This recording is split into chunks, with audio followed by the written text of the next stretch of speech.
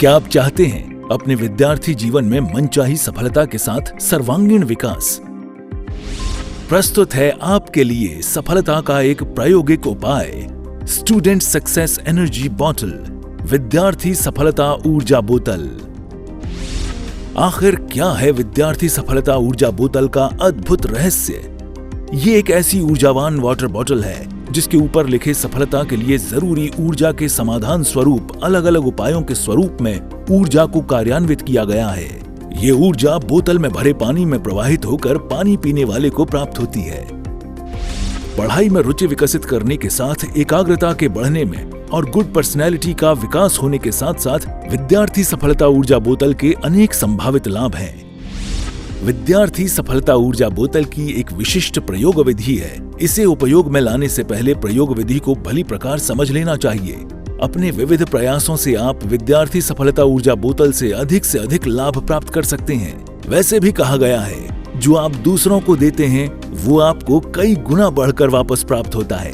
अर्थात आज जिस ऊर्जा का लाभ आप दूसरों को दिलाएंगे, कल वही ऊर्जा आपको कई गुना बढ़कर प्राप्त होगी। विशेष पूछताछ अथवा जानकारी के लिए हमें फोन करें।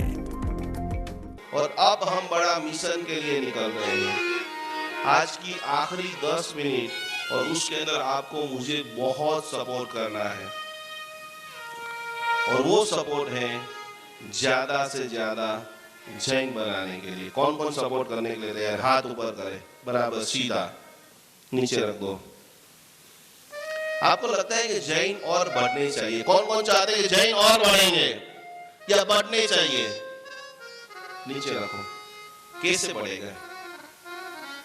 कैसे बढ़ेंगे? आप चाहते हो कि महाराज साहब जी के साथ में अभी मान लो कि 18,000 साधु साध्वी है, वो 28,000 हो जाए तो आपको आनंद आएगा? हाँ या ना? आप चाहते हो कि एक गुरु महाराज प्रवचन कर रहे हैं, इनके प्रवचन के अंदर 500 की जगह 1,000 लोग आ जाए, आपको आनंद आएगा?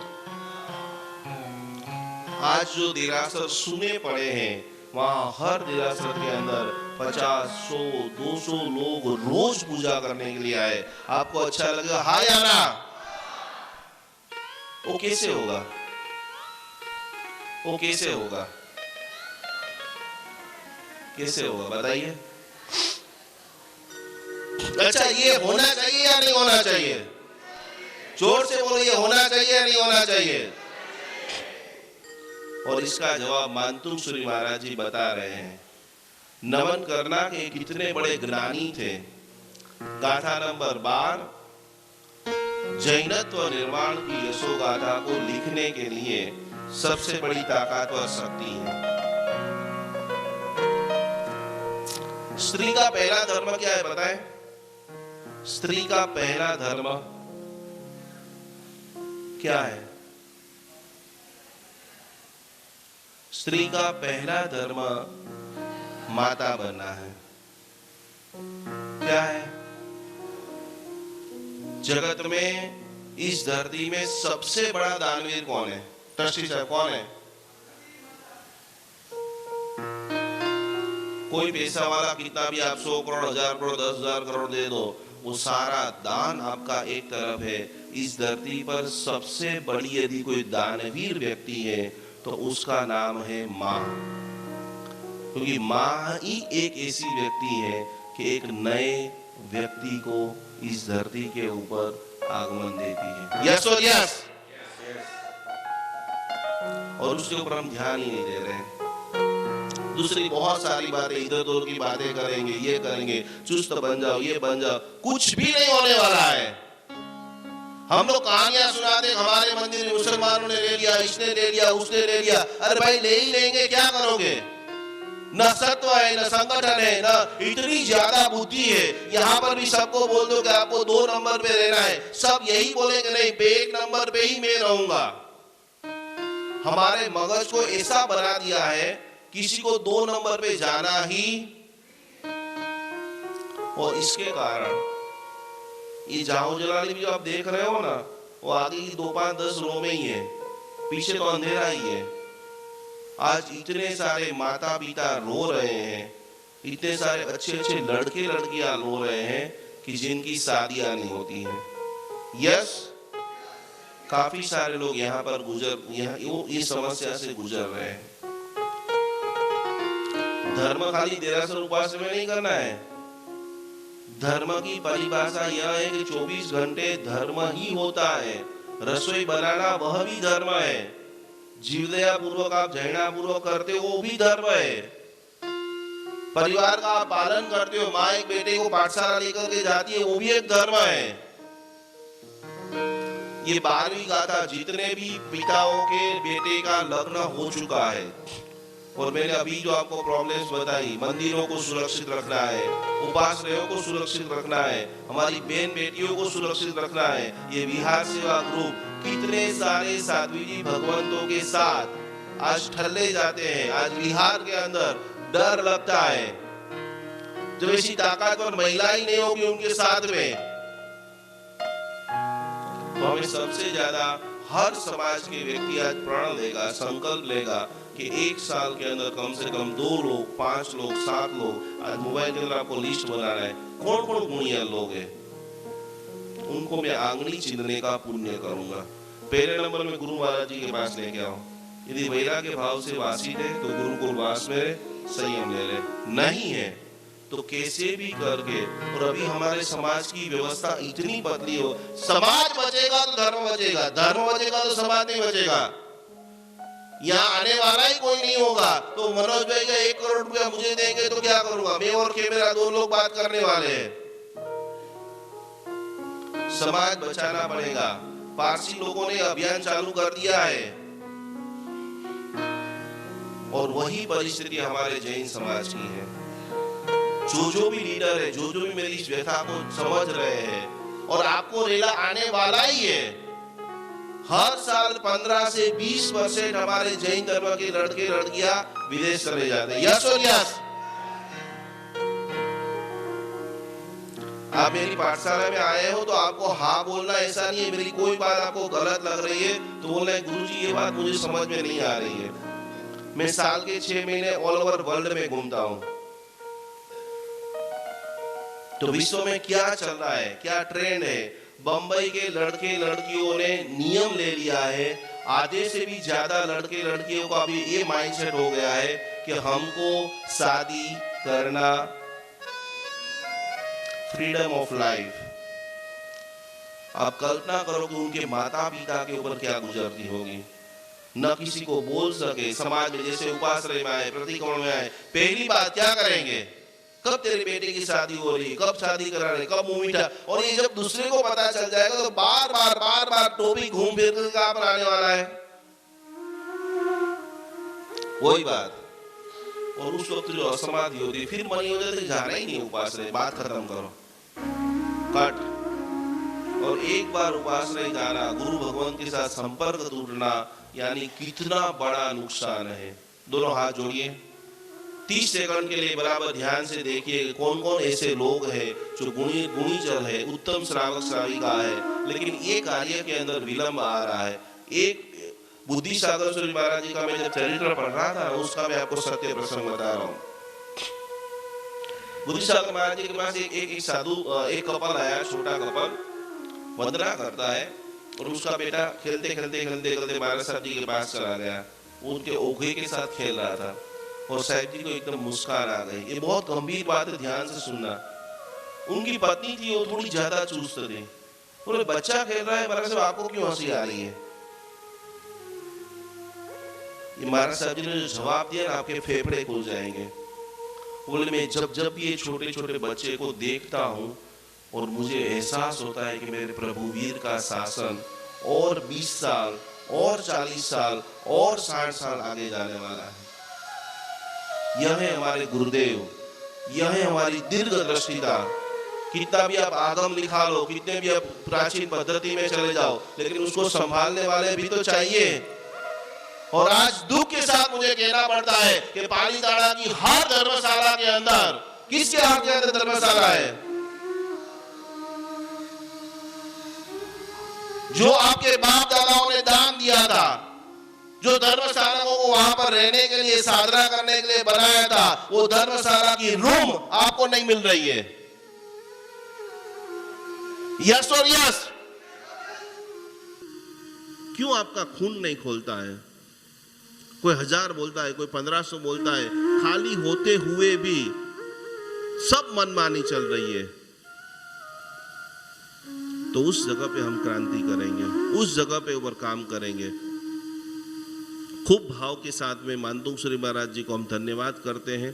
पहले तो योग्य श्रावक धर्म है, पहले तो ये मान के चलो। जैसे साधु साध्वी जी बनना अति आवश्यक है, उसी प्रकार से श्रावक श्राविका भी पूर्वकालीन महापुरुषों के चरित्र के अंदर कितने सारे श्रावकों को बनाया गया था। और हमारी कायरता, हमारा मिसमैनेजमेंट, हमारा अंदरों अंदर कुछ न कुछ विचारों का ऊपर नीचे के कारण जो जैन है वो भी थोड़े आज संकल्प लो कि मैं मेरे जीवन के अंदर मंदिर बना लूं तो बहुत बड़ी बात है, लेकिन 2-4 ऐसे लड़कों को अच्छे लड़कियां मिल जाए, 2-4 लड़कियों को अच्छा लड़का मिल जाए, उत्तम श्रावक जीवन का पालन करे, साधु साध्वी जी की व्यावच करे, कभी ना कभी पाठशाला जाए, एक शादी हो जाए, साधु साध्वी की गोचरी सुलभ हो जाए, पाठशाला जागृत हो जाए, अष्ट प्रकारी पूजा हो जाए, तीर्थ स्थान सुरक्षित हो जाए। दृष्टि खाली देखो, आपकी दृष्टि कहां पर है। आज ये 12वीं गाथा आपको मैंने एक किताब दी है, इसका फोटो लेकर के जितने भी आपके मोबाइल नंबर के अंदर नंबर है और जिनको भी ये एनर्जी की जरूरत है, भगवान उनके जीवन के अंदर ये खुशी को भर दीजिए। दोनों हाथ जोड़िए, कमर से डट्टार बैठते हुए भगवान को प्रार्थना कीजिए। एक अद्भुत जैन, नए अजैन को जैन नहीं बनाना है, 2 जैनों का मिलन करा करके जैन शासन को मजबूत बनाने की यह अद्भुत प्रक्रिया के अंदर हम आगे बढ़ेंगे। ये शांतराग रुचि भी परमाणु विश्वम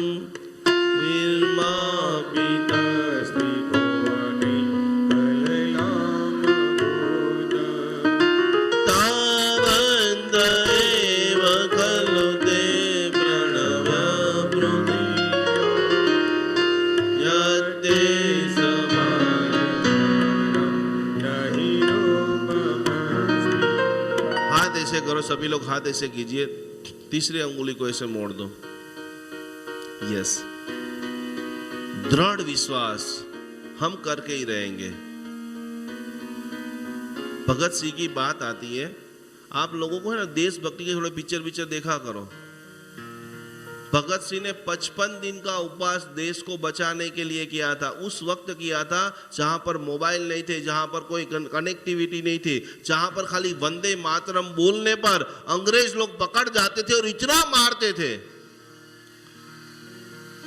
भगत सिंह को पकड़ के ले गए, इतना मारा, वहां पर कोई अपन थोड़े से भी बीमार हो जाए, इंजेक्शन देने के लिए आ जाएंगे, वेदराज आ जाएंगे, सड़े पड़े हैं पत्थर के ऊपर, लेकिन अंदर से एक ही बात है, वंदे मातरम, भारत माता की जय। हमारे जैन शासन के अंदर इतना हो रहा है, किसी का खून नहीं जागृत हो रहा है। और इतनी कठिन हैरान परेशान गति करने के बाद उसने बोला कि मैं देश को बचाने के लिए उपवास करूंगा। अंग्रेज लोग आकर के उसके मुंह में अनाज डालते, नहीं खाऊंगा। वो कोई दाज नहीं है, सब कायर हो चुके हैं, सब जड्डी चमड़ी के हो चुके हैं। न हमारा आंसू अच्छा है, न सत्व अच्छा है। बस अभी सुनेंगे, अभी थोड़ी देर ऐसा जोश चढ़ जाएगा, नहीं मैं शासन के लिए कुछ करूंगा। जैसे ही खाना खाएंगे, जाके एसी में पंखे में गुड़ शासन जाए भाड़ में। जागना पड़ेगा, कुछ करना पड़ेगा। आपको ये मनुष्य भाव कुछ न कुछ हिस्ट्री बनाने के लिए मिला है। हाथ इसे रखिए। मानतुंग सूरी महाराज जी ने इतना किया नहीं होता तो आज हमारे पास ये चीज नहीं आती होती। चंद्रशेखर महाराज तैयार नहीं होते तो आज मैं तैयार नहीं हुआ होता। आज मैं तैयार हूँ, मेरे जैसे करोड़ों लोगों के युवाओं के हृदय में आ गए हैं। आज ये मैं बोल रहा हूँ, लेकिन कितने आप युवाओं को सुनेंगे, समकित ग्रुप के युवाओं को सुनेंगे, ललित भाई धामी को सुनेंगे, मुकेश भाई पटेल को सुनेंगे, सबकी यही आवाज होगी। योद्धा बन चुके, योद्धा। हम मर जाएंगे लेकिन बोलेंगे सही, और जिसके भी सामने बोलेंगे कुछ पल के लिए तो उनका खून गर्म हो ही जाएगा, क्योंकि हमारे भीतर में शासन है। आंखें बंद कीजिए। दुनिया के अंदर जितने भी लोगों को ये मैरिज के कार्य रुके हुए हैं प्रभु, वो सभी शासन के पक्के श्रावक श्राविका बन चुके हैं। उन सभी का मिलन हो रहा है, अपने अद्भुत जीवन का वो शुभारंभ कर रहे हैं। मेरे साथ सभी लोग मंत्र बोलेंगे। ओम ह्रीं अर्हं नमो वोई बुद्धिणम्। ओम ह्रीं आम आम अमः सर्वराजा प्रजामोहिनी सर्वजनवश्यं कुरु कुरु स्वाहा। बोलो श्री आदिनाथ भगवान की। अंतिम 3 मिनट का हम मंत्र जाप करके आज गुरुदेव को आखिरी में खास सुनना है, क्योंकि इन्होंने मुझे कल जो चीज सिखाई अद्भुत अमेजिंग। लोगस सूत्र के अंदर जो झिणम शब्द आता है, हमारी कुंडलिनी शक्ति कैसे आप जागृत कर सकते हो। हर लड़की को, आज महिलाओं को थोड़े समय के लिए बैठना है और खास गुरुदेव को मिलना है कि लड़की को 12 साल की उम्र के बाद कैसे अपने मैरिज के लिए प्रिपेयर करना है, तैयार करना है। तो बराबर अपने संकल्प को बराबर ले लीजिए। मूल मंत्र के साथ में धीरे धीरे चिनाग्ना विरुद्ध कुछ भी बोला गया हो, मनोचन गाय करीम इच्छा में दुक्कड़म। रुद्राक्ष के लिए एक सवाल आया था, मैं अभी आधा घंटा इधर ही हूँ, सभी लोग स्लोली खाना खाने के लिए जाएंगे। रुद्राक्ष जो लेडीज का जो लेडीज प्रॉब्लम पीरियड होता है उसमें पहनना चाहिए या नहीं पहनना चाहिए? पहनो तो भी कोई दिक्कत नहीं है, निकाल दो तो भी कोई दिक्कत नहीं है। पहले नंबर में आप समझ लीजिए कि ये नेचुरल झाड़ का फल है, ये कोई भगवान नहीं है, ये भगवान नहीं है। समझ रहे हो आप? ये क्या है? जैसे मैंगो खाते हो, जैसे केला खाते हो, वैसा एक फ्रूट है। मैंगो खाने से, केला खाने से एक सुपर एनर्जी आती है, वैसे इसके अंदर एनर्जी आती है। सेकंड नंबर में पीरियड में यदि आपने पहन के रखा है तो 5 दिन के अंदर जैसे ही आपकी शुद्धि आती है तब गुलाब जड़, गंगा जड़, तीर्थ जड़ में कुछ समय इसको रखते हुए शुद्धिकरण के बाद वापस आपको पहन लेना है। बराबर है। इसके अलावा किसी को कोई भी व्यसन है तो जरूर इसके अंदर जो वासस्केप है रोज थोड़ा थोड़ा आप डालिए। यहाँ पर अभी तक हम जितने भी महाराज साहब जी को मिले हैं वो सारा महाराज साहब जी का थोड़ा थोड़ा वासस्केप लेकर के एक हमने बटवा तैयार किया है, उसमें से ये वासस्केप की शुभ ऊर्जा हमने आपको दिया है।